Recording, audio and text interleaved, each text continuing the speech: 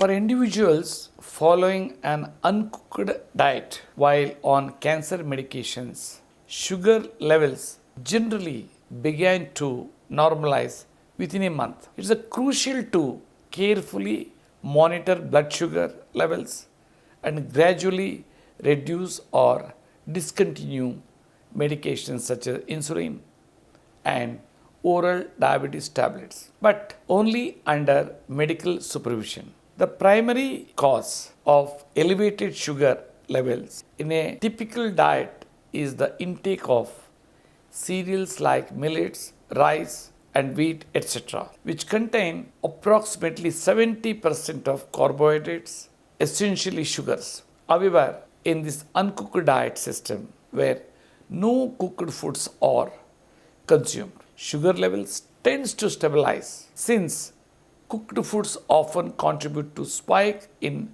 sugar due to the high carbohydrates content. Eliminating them allows for more controlled sugar levels. Within 30 days, the sugar levels should normalize and medications like insulin and diabetes tablet can be gradually tapered.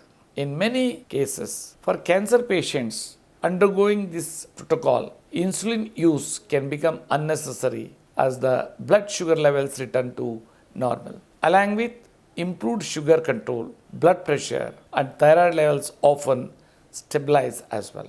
As you observe these changes in your health parameters, be sure to consult your health care provider to efficiently taper off medications, ensuring a gradual transition for optimal health.